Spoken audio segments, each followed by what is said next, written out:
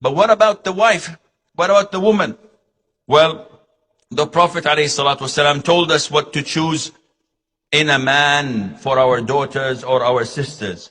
So the Prophet said ﷺ that when a woman wants to choose a man, he has to be, first thing, religious. He has to be practicing. And not every bearded brother is a practicing brother. Fidel Castro is not practicing. Not everyone with short thobe is a practicing brother. How do I know?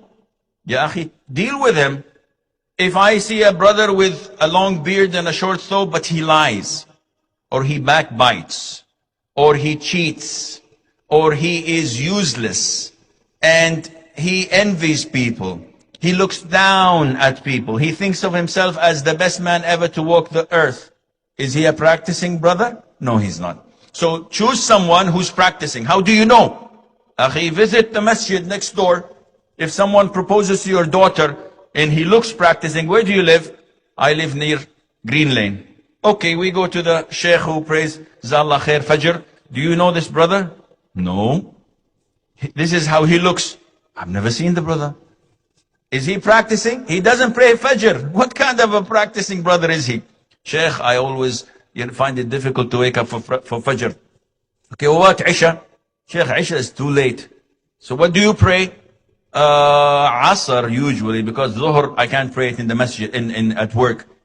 What kind of a Muslim is this? This is not practicing. You need someone who is fully practicing, not only in his religious commitment, but also in his character. And that is why the Prophet ﷺ said that whenever someone proposes to your wife, erase this, edit. Okay, if someone proposes to your sister, to your daughter, who his religious commitment and his character you approve of, you should give him in marriage. So it's not only religious commitment, also his character. What do we mean by character? He should be brave. He should be generous. The worst thing a sister could do is marrying a stingy person, a miserly person, who doesn't pay until you take a pint of his blood. This is difficult. Life is horrible. And this is why when one of the female companions came to the Prophet ﷺ and said, Muawiyah bin Sufyan and Abu Jahm both proposed to me. So he said, Muawiyah is su'luk. He doesn't have a penny. He's poor by nature. And Abu Jahm, he batters women. He abuses women.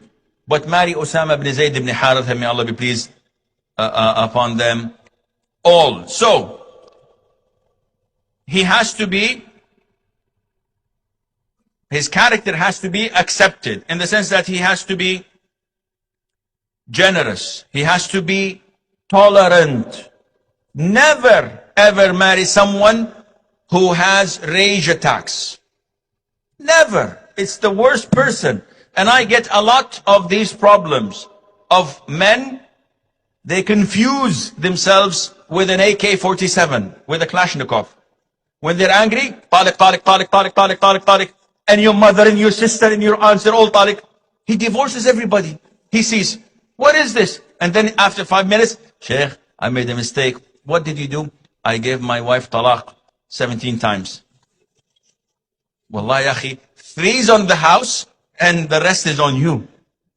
What is this? No, you don't want to marry someone, you don't want to give your sister, you don't want to give your daughter to someone who gets angry quickly and is impulsive and may do something that he may regret later on. He has to be tolerant. He has to be among those who look the other way. He shouldn't be an auditor. Because if you give your sister to an auditor, every time say, how much did you spend? Where is the rest? Where was this thing? Why don't you put it there? He's going to make life hell for her. No, you want to choose someone who looks the other way. Even if she does a mistake or two, he pretends as he did not see anything, and life beautifully goes on. He has to be as mentioned in the Quran, إِنَّ خَيْرَ مَنِ اسْتَأْجَرْتَ الْقَوِيِّ الْأَمِينَ. He has to be strong and he has to be honest, trustworthy. Because you are entrusting him with your honor, with your flesh.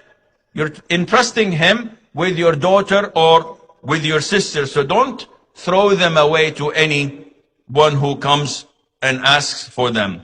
He has to be secretive in the sense that he does not spread the secrets of the house.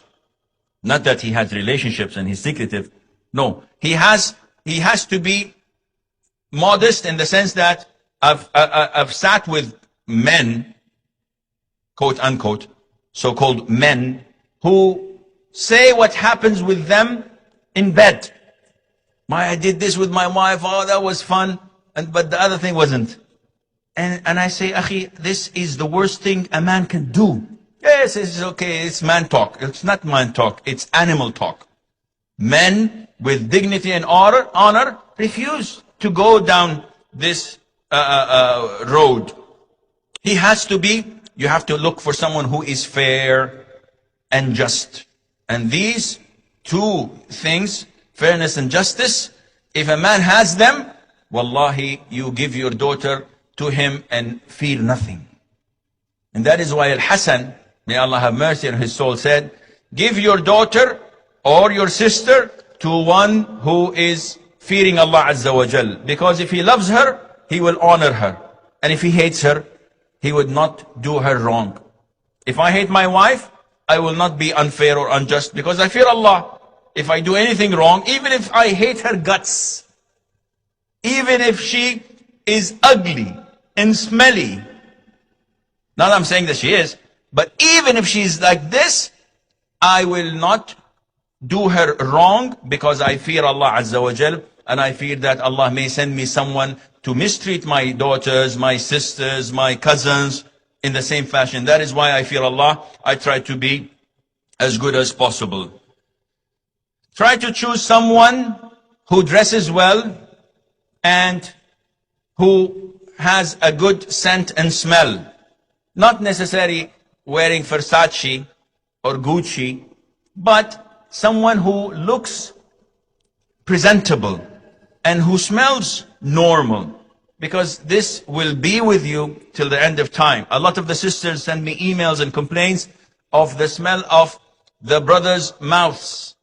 They don't floss, they don't wash their mouths. The Prophet ﷺ, the first thing he used to do when he enters the house was to use the miswak, to clean his mouth.